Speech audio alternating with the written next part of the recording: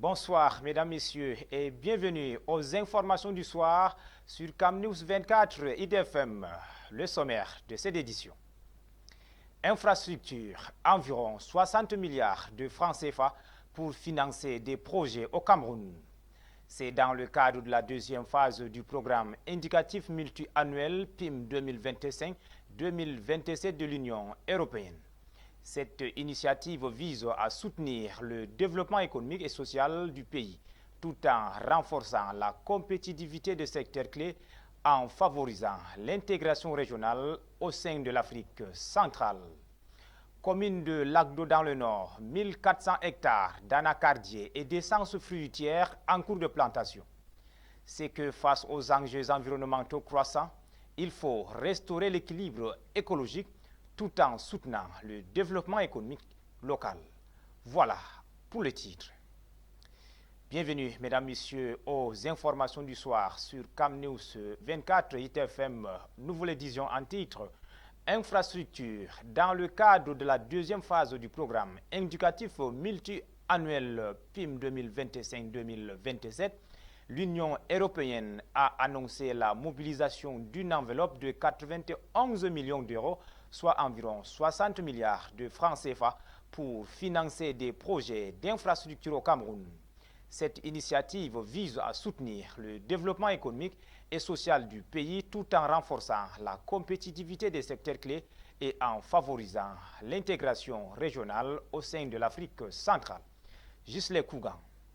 Soutenir le développement économique et social et densifier la compétitivité dans les secteurs primordiaux pour une meilleure assise dans la sous-région Afrique centrale, c'est le sens de l'accompagnement de l'Union européenne à l'endroit du Cameroun.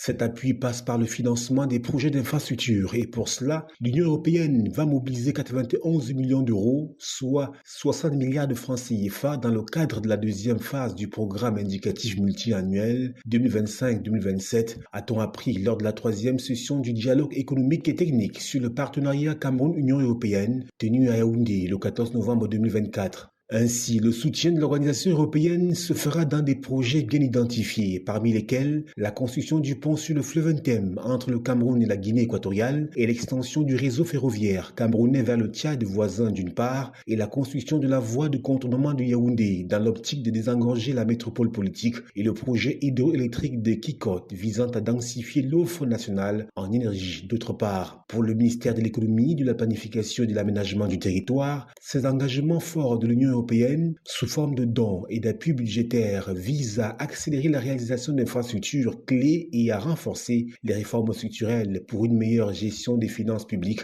et une compétitivité accrue du Cameroun. Cette initiative de financement infrastructurel de l'Union européenne n'est pas la première, bien au contraire. Le barrage hydroélectrique de Nachigal, dans le centre d'une capacité de 420 MW, est un exemple de réalisation palpable avec comme incident la fourniture de près de 30% d'électricité du réseau interconnecté sud du Cameroun. Pour rappel, la raison d'être du programme indicatif multi-annuel PIM est de structurer et renforcer la réponse de l'Union européenne face aux nombreux enjeux qui interpellent le Cameroun, notamment au niveau de la gouvernance, la consolidation démocratique, la stabilité et la paix. Face aux enjeux environnementaux croissants, le projet de reboisement dans la commune de Lac-d'Eau s'éveille une lueur d'espoir en plantant 14 400 autant pour moi d'hectares d'anacardiers et d'essences fruitières. Cette initiative vise à restaurer l'équilibre écologique tout en soutenant le développement économique local. Boubacar Adama, notre guide. Dans le cœur vibrant du département de la Benue, au sein de la région du Nord Cameroun, se dessine un projet audacieux et visionnaire, le reboisement de 1400 hectares d'anacardiers. Cette initiative éco-responsable vise non seulement à restaurer l'équilibre écologique, mais également à promouvoir une gouvernance éclairée dans la gestion durable des ressources naturelles en milieu forestier. Au-delà des essences emblématiques telles que l'acacia et l'onine, les arbres fruitiers émergent comme des acteurs incontournables de cette renaissance verte.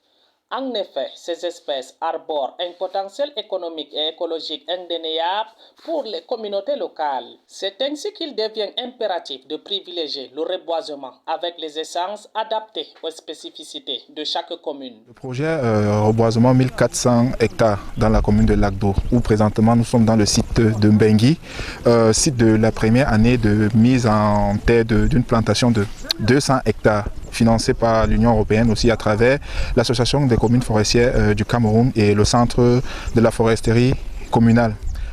L'anacardier, ce joyau de la biodiversité, se dresse aux côtés de ses précieux compagnons, le manguier, l'avocatier et le safoutier. Chacune de ces espèces incarne une promesse de prospérité pour les populations rurales, tout en jouant un rôle crucial dans la préservation des écosystèmes locaux. Petite histoire, l'anacar est une plante tropicale qui a fait son apparition dans notre pays au début des années 70, c'est-à-dire au début des années 1970, et qui a connu, n'est-ce pas, une évolution un peu lente. C'est-à-dire, on a commencé par 2 sites expérimentaux. Donc ces 2 sites devraient normalement servir, n'est-ce pas, des zones de récolte de graines pour pouvoir, n'est-ce pas, vulgariser la culture des anacars dans notre région, afin de servir à notre région d'une seconde culture de rente après le coton. Dans un monde où la déforestation menace notre héritage naturel, Lac-d'Eau se positionne en précurseur d'un modèle de développement durable. Les arbres à usage multiple sont plus qu'une simple ressource. Ils sont le fondement d'une économie locale résiliente dans un avenir serein pour les générations futures. Poursuivons notre journal, cette fois-ci avec une autre actualité. Huile de palme, le gouvernement va soutenir la production de semences pour régénérer 5000 hectares en 2025.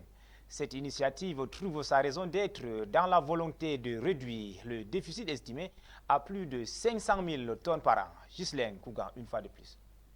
Le décor est bien planté et les couleurs annoncées pour 2025 au Cameroun. L'engagement du gouvernement dans la transformation industrielle du pays se veut irréversible. Dans le secteur de l'huile de palme, par exemple, il est prévu le soutien aux opérateurs de cette filière dans la production de graines de noix germées. Cet accompagnement permettra, de l'avis du Premier ministre, de régénérer 5000 hectares de plantations d'huile de palme au Cameroun, soit 3500 hectares de plantations villageoises et 1500 hectares de plantations industrielles. L'implémentation de ce projet va favoriser l'augmentation de la production d'huile de palme dans le pays durant les prochaines années. L'excédent issu de la production demeure malgré tout insuffisant pour combler le déficit de production d'huile de palme qu'enregistre le pays depuis plusieurs années, du fait de la demande sans cesse croissante des unités de raffinage d'une part et des ménages d'autre part. Abondant dans le même sens, l'Association des raffineurs des oléagineux du Cameroun, ASROC, renseigne qu'en 2022, le déficit structurel annuel, calculé sur la base d'un fonctionnement à 50% des capacités des unités de transformation, se situe à 160 000 tonnes, après avoir oscillé entre 90 000 et 100 000 tonnes durant des années. S'agissant du Gabriel, il est estimé à plus de 500 000 tonnes par an. D'après l'ASROC, c'est donc compte tenu de cette situation que le Cameroun recourt chaque année à des importations au volume de plus en plus élevé. Pour preuve, entre 2017 et 2023, le Cameroun a importé, selon les chiffres issus du rapport de l'Institut national de la statistique INS relatif au commerce extérieur, 409 000 tonnes d'huile de palme depuis plusieurs pays africains pour un montant de 280,4 milliards de francs CFA. Une tendance dont le gouvernement est bien résolu à inverser au cours de l'année 2025. Nous sommes maintenant en éducation. Parlons de l'association des vétérans de Djipor de Lac-d'Eau qui vient de remettre des kits scolaires aux élèves des écoles primaires publiques et inclusives de Djipor de Lac-d'Eau. Il s'agit d'offrir aux jeunes apprenants les moyens d'aborder le deuxième trimestre de l'année scolaire 2024-2025 dans les meilleures conditions. Alao Abdoulaye.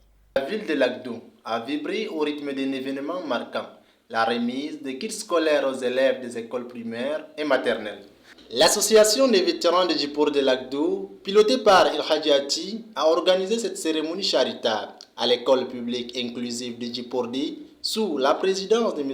Bakari Djandji, adjoint au sous-préfet de l'arrondissement de Lac-d'Eau. L'événement a également rassemblé l'inspecteur d'arrondissement de l'éducation de base, Guessata Pierre, ainsi que les chefs d'établissement concernés. Après l'exécution de l'hymne national, un conseiller de l'association, les nommé Oumar Boban, a lu le récépissé de déclaration d'une autorisation de manifestation publique. Le président de l'association, Ella Djati, a ensuite prononcé un discours sur l'importance de la cohésion sociale et l'engagement en faveur de l'éducation. Le patron de l'éducation de base de l'arrondissement de Lagdo, l'inspecteur, a rappelé aux parents leur rôle essentiel dans la scolarité des enfants, insistant sur la nécessité de veiller à ce que les élèves fréquentent le milieu scolaire et évitent les mauvaises compagnies.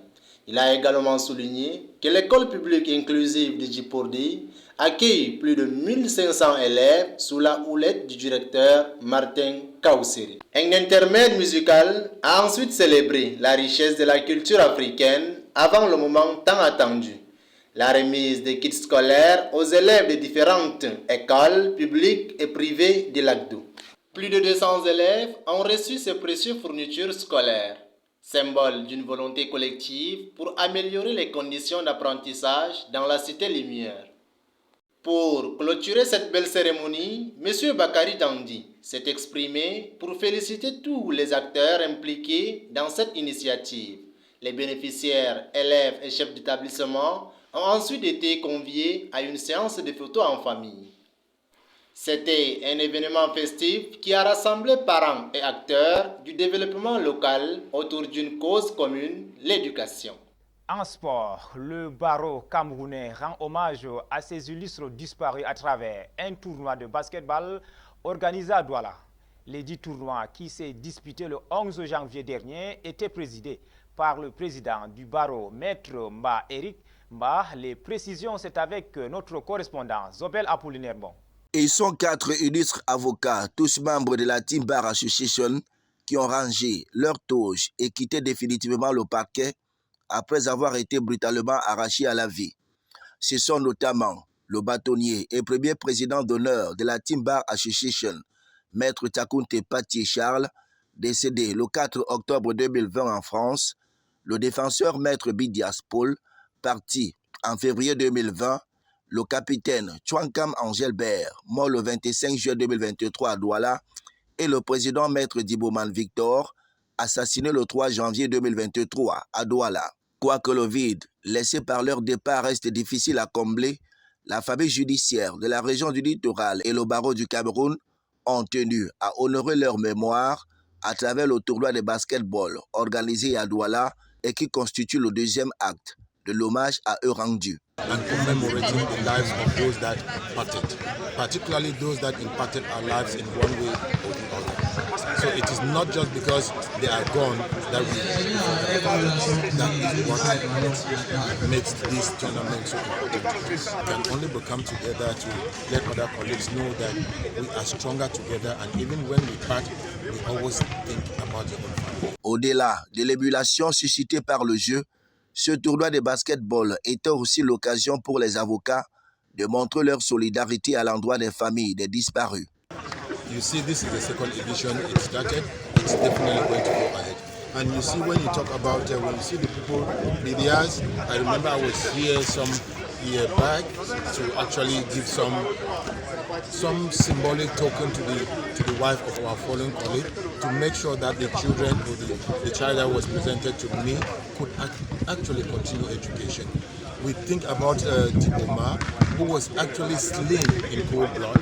It's so pathetic. The family was at pain, and we keep letting the families know that even in such situations we are with them. And of course, the celebrity, the most significant of them is the bar president, Batounier TPC, who left us in the most unpredictable. Le tournoi disputé en une seule journée a connu la participation de plusieurs équipes du corps judiciaire et en dehors. Il marquait aussi le début de la saison sportive de la Team Bar Association. Voilà, mesdames, messieurs, c'est la fin de cette édition d'information du soir sur CamNews 24 ITFM en direct de Garoua. Merci pour votre confiance renouvelée sans cesse à nos programmes. Passez une excellente soirée.